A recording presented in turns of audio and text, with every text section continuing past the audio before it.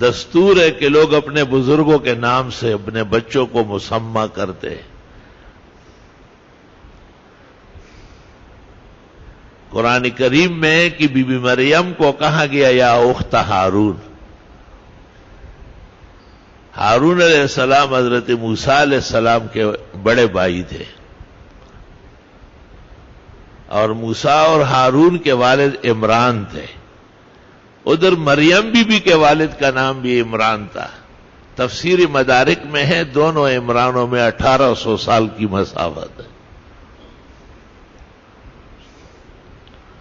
تو جب قرآن کریم کی آیت آئی یا اخت ہارون، تو صحابہ نے پیغمبر سے پوچھا کہ ہارون تو موسیٰ علیہ السلام کے بڑے بھائی ہیں۔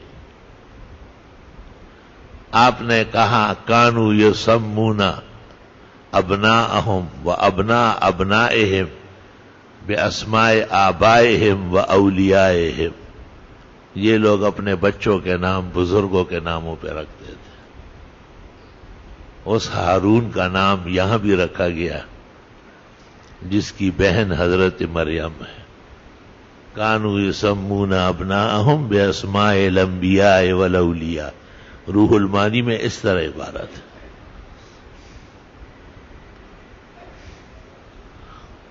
آج کل ایک عجیب مرض ہے، جدید سا نام ہونا چاہیے، بالکل ماڈرن، جس کا نہ سر ہو نہ پیر ہو۔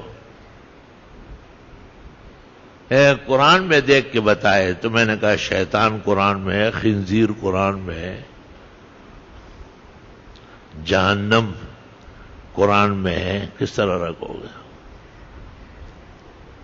تو عقل نہیں ہے، عقل ماری گئی ہے، کل کسی اور جگہ رہ گئی ہے، یہ بغیر عقل کے چل پڑے۔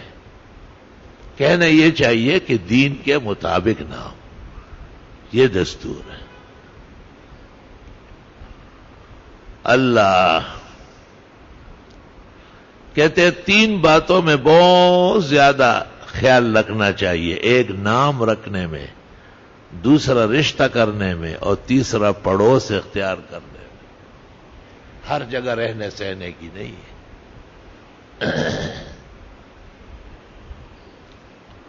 لا الہ الا اللہ وحدہ لا شریک لہ لہ الملک ولہ الحمد وعلی کل شیء قدیر۔